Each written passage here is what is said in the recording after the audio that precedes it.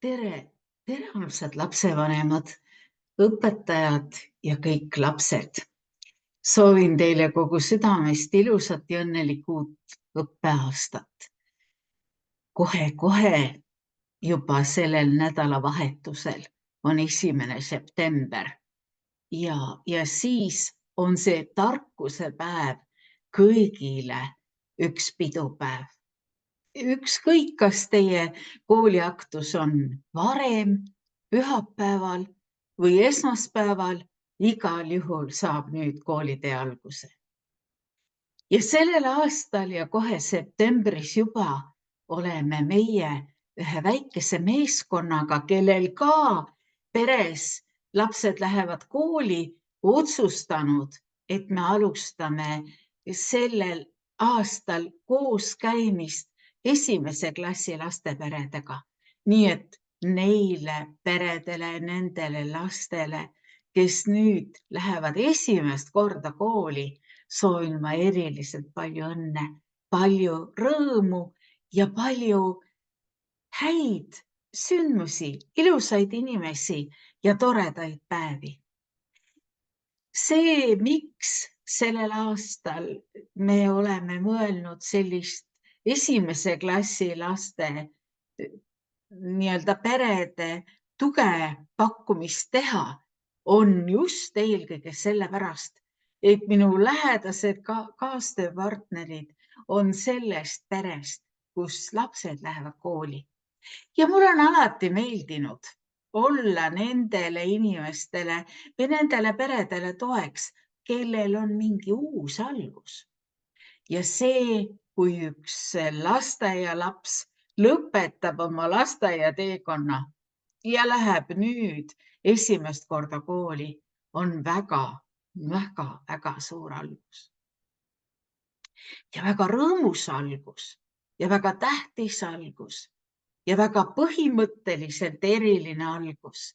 Sellepärast, et isegi kui alguses ei tundu, septembris või esimestel päevadel ei tundu võib-olla, et midagi nii väga oleks muutunud, eriti nendel lastel, kellel ju ka võib-olla seal oma lasteaia terve seltskond läheb lähedasse kooli või väikesse maakooli kodu lähedal, et neil võib-olla tundub, et polegi midagi eriti muutunud, siis põhimõtteliselt on kõik täiesti uus. Ja tahaksin nüüd täna natukene sissejuhatuseks rääkida teile sellest, mis plaanid või mis mõtted on meil olnud ja mis mõtted on ka minul selle teemaga, kuidas käia koos 1. klassi lapse perega ja kuidas see kohanemise aeg, mis ju tegelikult räägitakse eelkõige, et on 1 aasta, aga hakkab nüüd juba kohe peale või tegelikult on juba hakanud peale nendele 1. klassi lastele eelkooliga ja ka lasteaia viimase rühmaga ja kõigi nende valmistustega, mida te olete ka peres teinud, et see kohanemisaeg on üks selline aeg, kus ka vanemad, mitte ainult õpetaja, aga vanemad, õpetaja ja lapsed ja kõik lähedased inimesed koos peaksid andma oma erilise mõistmise, erilise toetuse ja erilise nagu sellise arusaamise, et sellel kohanemise ajal vajab laps eriti teie tähelepanu ja teie kuulamist ja teie tuge. Ja täna ma lihtsalt sissejuhatuseks meie praegu planeeritud 10. septembri esimesele webinarile, kus me juba pikemalt tahaksime hakata rääkima nendest küsimustest, mis siis põhimõtteliselt on ka teile kõige tähtsamad ja sellepärast ka siin selle video all on praegu üks küsimustik, Google Formsi küsimustik, kus ma kõigil teil palun ka oma vastused kirjutada, kui te tunnete, et te vajaksite selle teekonna alguses ja selle teekonna jooksul, kui teie laps läheb 1. klassi, ka tuge.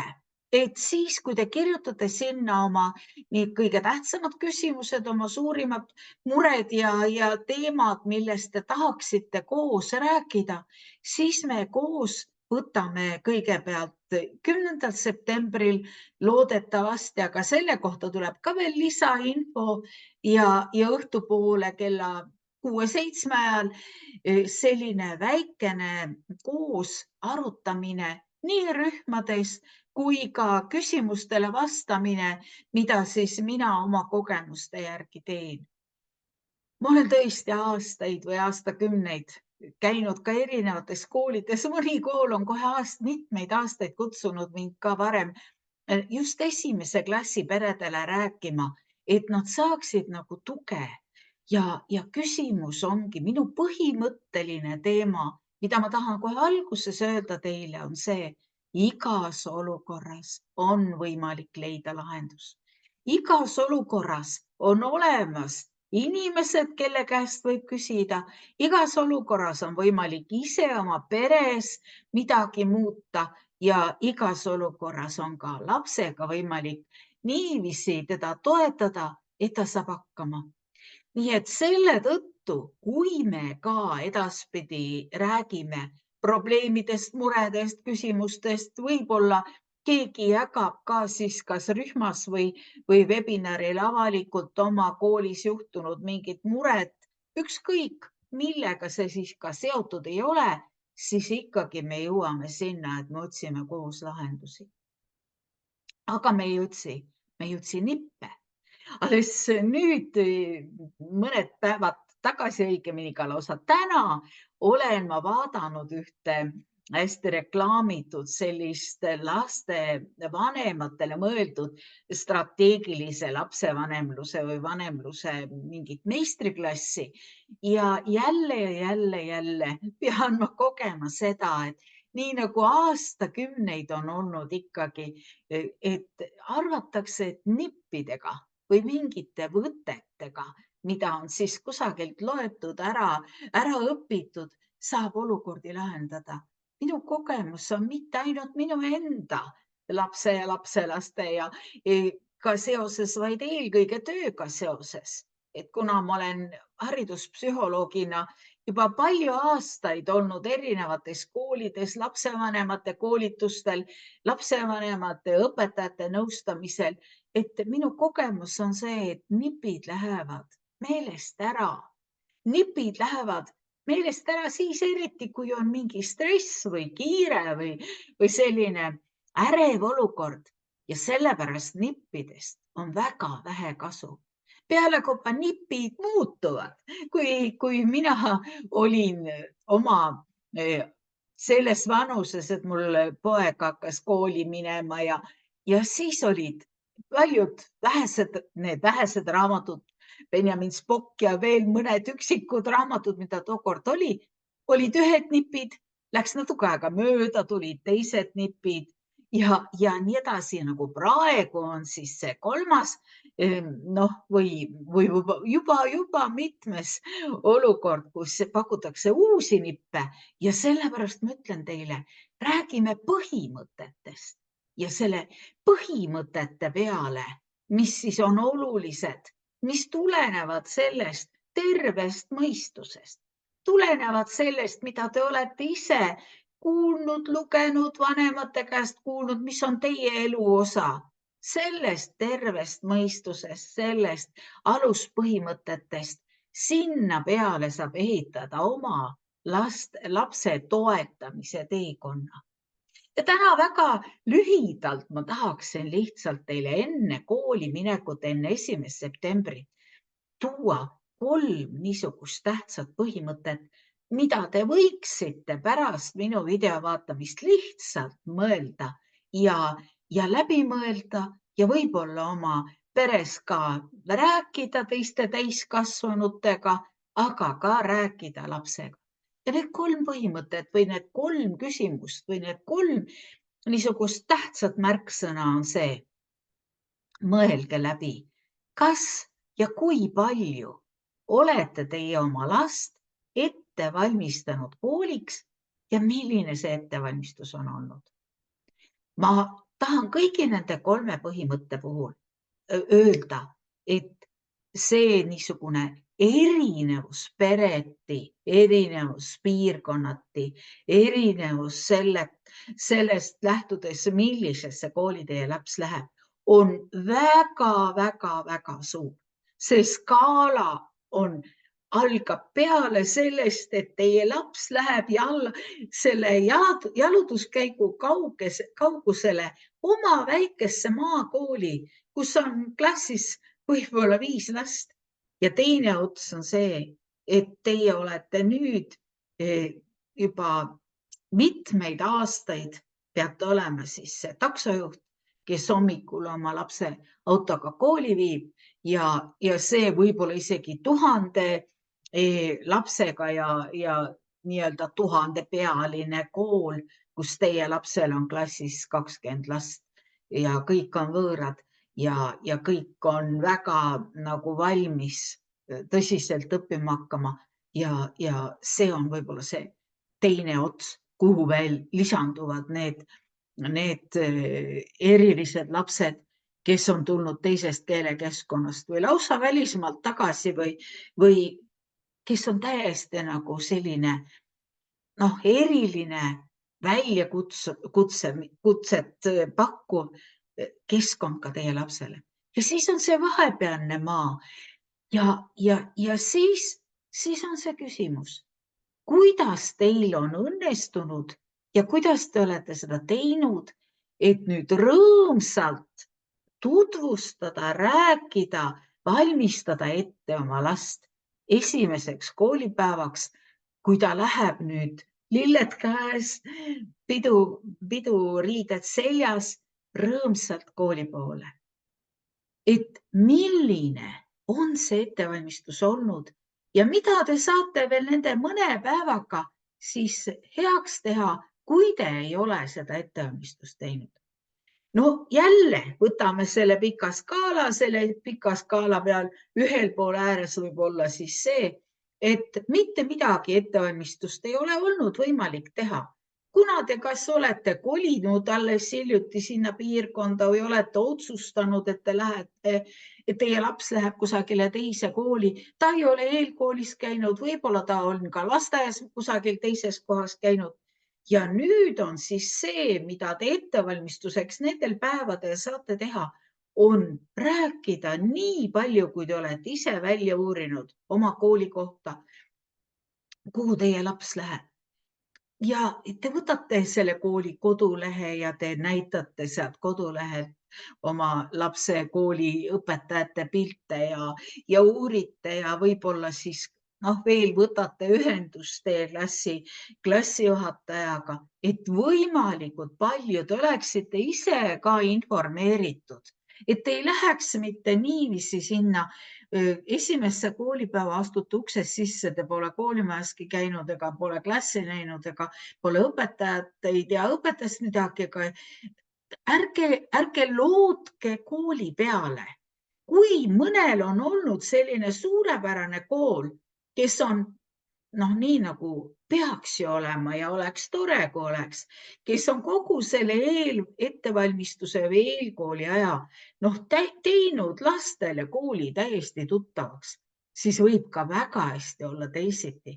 Võib olla ka näiteks isegi niiviisi, et 5 päeva enne koolipäevade või 1. septembri kooli algust ei ole veel päriselt teadagi, kes teie lapse klassijuhataja on. Või teil ei ole teada, kas teil on klassis mõni tuttav laps, kellega te võiksite aidata kohe algusest peale oma lapsel kohtuda ja tuttavaks saada.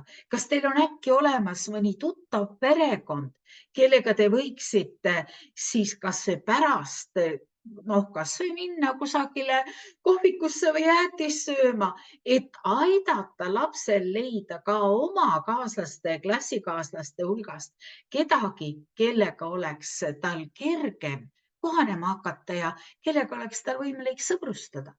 Loodetavasti olete te selle kõik ära teinud, olete te ka rääkinud kellegagi, kellega võib-olla siis laps, no kas pinginaabreid on või ei ole, eks ole, tihti istuvad ju lapsed üksinda, aga siis oleks ju tore, kui oleks ikkagi keegi, kes oleks nii-öelda pinginaaber. Nii et need ettevalmistused võiksite olla ikkagi teil enne 1. septembrit vähemalt niimoodi tehtud, et laps tunneb, et ta teab, kuhu ta läheb, et ta ei karda. Teie olete talle öelnud seda, et te aitate tal kõik need, kui maja ei ole teile eelnevalt tutvustatud, siis teie aitate lapsel esimesel päeval või küsite, kas tutvustatakse maja, kas laps teab, kus on väljakäik, tualettruum, kas ta teab, kuhu minna, ja et ei jätaks seda lihtsalt niiviisi kõik kooli peale, kui teil ei ole seda tüüpi kool. Nii et see on nüüd üks aluspõhimõte, mida ma tahan teile väga südame peale panna, sellepärast, et ma olen nii paljudes koolides olnud ka tunnivaatlustes ja erinevates klassides näinud ja rääkinud lapsevanematega ja ma tean, et lapsevanemad on tagasihoidlikud tihtipeale ja nad loodavad liiga palju selle peale, et küll kool teeb. Aga uskuge mind, tegelikult on see 1. klassi minemine seda tüüpi nagu muutus, kus te sisuliselt kogu aeg peaksite nii-öelda olema oma lapse käe kõrval. Nii kaua, kuni ta on kooliga kohanenud, kui ta enam teid ei vaja ja küll ta siis juba teile ise seda ka ütleb, et ma saan nüüd ise hakkama. Nii et see on nagu esimene asi, et teil on olemas ettevalmistus selle koolikeskkonnaga, kuhu te lähete, kuhu laps läheb, nende inimestega, kes seal teda ees ootavad. Ja loomulikult te teate siis ja olete lapsele ka täpselt rääkinud, mida see esimene koolipäev täpselt endast kujutab. Nüüd teine aluspõhimõte, kui esimene oli see, et iga inimene vajab ettevalmistust, vajab teadmist, vajab seda positiivset sisendust ja vajab seda, et tema vanemad ütleksid talle ära karda, see on tähtis, see on pidulik päev, sa hakkad koolis käima ja nii edasi, kõik see ilus, mida te oskate talle rääkida, et ette valmistada teda. Nüüd teine asi, mida te võiksite ka veel mõelda, kui te pole üldse veel varem sellel teemal mõelnud, et te mõtleksite selle üle, millised on teie lapse tugevused ja millised võiksid olla nüüd eriti need kas murekohad või siis need sellised toetamist vajavad kohad kohanemisega seoses. Ja võtke nüüd üks väike aeg ja mõelge selle üle tagasi, kui teie laps, kes nüüd läheb 1. klassi, läks kunagi lasteaeda või näiteks trenni või kusagile sellise kohta, kus oli uus algus, kus olid uued inimesed ja mõelge, kui hea kohanemisvõimega on teie laps. Kas teie lapsel on kerge võõraste inimestega tuttavaks saada või oli teie laps üks nendest, kui te lasteaeda teda viisite, kes jäi nutma ja teie ise nutsite võib-olla kusagil nurga taga ja siis läks tükk aega, enne kui mõnel juhul võib-olla mitu aastat lausa, enne kui laps lasteaias kohanes. Mul tuleb väga hästi meelde see, kuidas meie suures kesklinna lasteaias mina selline väga ädine ja väga kogu aeg tundlik ja minu laps siis muidugi tundis minu seda niisugust ärevust, kui ta lasteaeda läks. Küll mitte väga varakult, aga võib öelda seda, et ta oli nii nagu sellise keerulise kohanemisvõimega uskumatu, et tänaseks on temast kasvanud mees, kellel on väga nagu selline suhtlemist nõudev elukutse, aga siis oli nii, et meile mõlemal oli see kohanemine ikka väga suur väljakutse. Ja kui ma tagantjärgi praegu mõtlen, et mis see siis oli, miks see kõik nii keeruline oli, siis üks põhjus kindlasti oli see, et ma ei osanud tema juhi potentsiaali, mis temal tegelikult oli, kuidagimoodi seda tugevust tema heaks rakendada. Ja ma ei rääkinud talle seda, ma ei osanud talle rääkida, et pole viga, sa oled täitsa tugev poiss ja küll sa saad hakkama ja vaata, teised on ka kõik seal ja vaata seal ringi, kuidas sa ise saad oma korraldada, mängida ja teisi kaasa tõmmata ja nii edasi. Et ma ei lähtunud tema tugevustest, vaid ma isegi ei mõelnud selle üle. Ma ei olnud enne teda nagu isegi jälginud, et saada teada, milline kohanemisvõime tal on.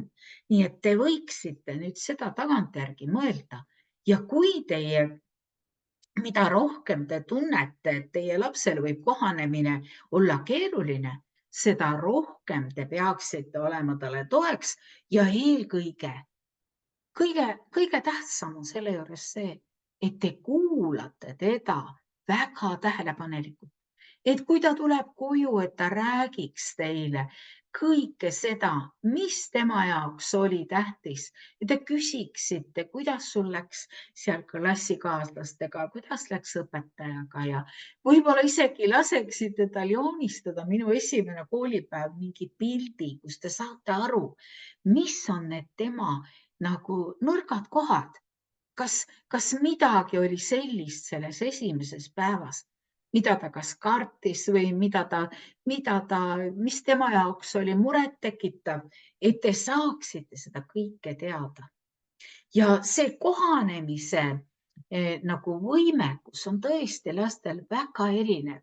Aga see ei peaks teid ka nii-öelda petma või ujutama, et kui teie laps läheb niisuguse väga suure hea tundega esimesel päeval ja siis on nagu see anekdoot, et kui järgmise päeva hommikul ütlete, et kuule, hakkame nüüd kooli minema, siis selle peale ütleb teie andekas poiss, et aga ma eile juba käisin, täna ma sinna küll enam ei lähe. Et lihtsalt küsimus ongi väga tähtis see, et te õpiksite enne juba oma last tundma ja õpiksite aru saama, mis võivad olla need keerulised kohad, mis temal tekivad. See on ka üks väga oluline asi, mida te oma õpetajaga peaksite esimesel võimalusel, ma arvan, kirjutama või kui võimalik rääkima. Igal juhul siin ma jälle kordan sedasama. Ärge olge tagasihoidlikud. Isegi siis, kui õpetaja last tunneb, et te olete kuidagi eriliselt hooliv või midagi, põhjendage talle seda. Rääkige talle oma lapse või kirjutage talle oma lapse tugevustest ja nõrkustest ja põhjendage, miks te tahate oma lapse kõrval olla ja küsige ja andke nõu, kuidas võiks klassis suhteid nii korraldada, et kõigil oleks klassis ka klassikaaslastes sõbrad ja et oleks niisugune turvaline keskkond mitte ainult asjadega seoses ja koolimaja tundmisega seoses ja õpetajatega tuttavaks saamise seoses, vaid ka oma selle enesetunde ja emotsioonide ja kõige sellega seoses tunneks laps ennast koolis turvaliselt. Ja viimane asi, mida te saate ka veel kindlasti nüüd enne teha, mida mõnel selle skaala otsa inimestel, kellel aknast paistab koolimaja ja lasete lapsel esimesel koolipäeval ise kooli võdida, ise kaasa minnes seal lillede või igal juhul on tähtis, et te olete ju talle olemas.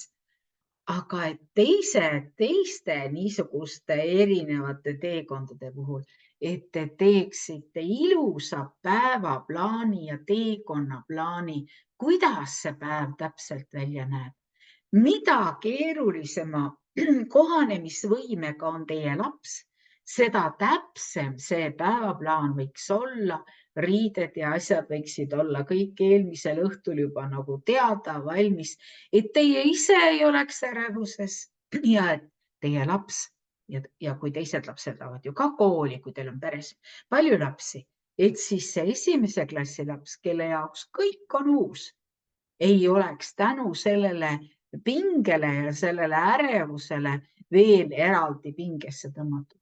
Ja kui teistel lastel on ju koolitee selge, aga tema jaoks selles mõttes koolitee võib olla täiesti uus, et ta võib olla seal käinud, aga ta ei ole sinna läinud koolilapsena ise omaenda esimese päeva koolilapsena. Ja mina soovitan teil tõesti, kui te peate ka seda minu ettepanekut nagu liialdaseks, ma lihtsalt olen näinud väga erinevaid kohanemisvõimega lapsi ja ma võin teile öelda, et te saate oma lapse koolistressi juba hakata algusest peale seda ennetama, kui te olete väga palju teda ette valmistanud, ka näiteks joonistanud koos õhtul kooliteel ja rääkinud talle ära, millal te sõidate, kuhu te sõidate, millal te järele tulete edaspidi ja kuidas see kõik hakkab olema. Et ta saaks endale ka selle kindla teadmise, et kui esimene päev on pidulik päev, aga edaspidi on ka kõik väga turvaline, edaspidi on ka tore, edaspidi on ka vanemad tema kõrval ja edaspidi on ta hoitud, kaitstud ja see kontakt, mida esimesel päeval on ka õpetajaga teadlikult teie poolt saadud, kui õpetajal on näiteks ka palju lapsi või selles koolis ei ole eelõpet olnud või eelkooli olnud või ükskõik, mis selle teie koolis seal teid ees ootab, et see kontakt õpetajaga oleks selline, et laps teab, et üks täiskasvanud inimene, tema oma esimene õpetaja, ootab teda kooli. Need 3 asja, et oleksite ette valmistatud, et te teaksite, milline on teie lapse kohanemisvõime ja et te veel praegu teeksite ühe ilusa päevaplaani ja teekonnaplaani, et esimesel päeval ja edaspidi ka võiks laps olla turvaline, turvalise kooliteega ja turvalise tundega kohanemas sammhaaval oma koolitee alguses. Ma soovin teile palju rõõmu selleks alguseks ja nendega, kes siis tunnevad, et nad tahaksid koos, et me koos võiksime hakata nagu toetama üksteist selles mõttes, et võib-olla kord kuus või eraldi veel siis, kuidas on vaja koos kokku leppida, et nendel palun teid, et te täidaksite selle küsimustiku ja kõik see info, mis puudutab meie esimest webinari tõenäoliselt 10. hakkab ka edaspidi olema sellesama video juures kohe kiiresti ja kergesti saada. Õnnelikku, rõõmsat ja väga tähtsat esimest päeva teile. Olge teie lapse esimene koolipäev tervele perele suur sündmus, suur pidupäev ja kõigile teistele lastele ka, kui teil on kodus rohkem lapsi. Kõike head teile, ilusat uut kooliaastat ja palju toredaid muljeid ja kogemusi kohe algusest alates. Olge väga hoitud.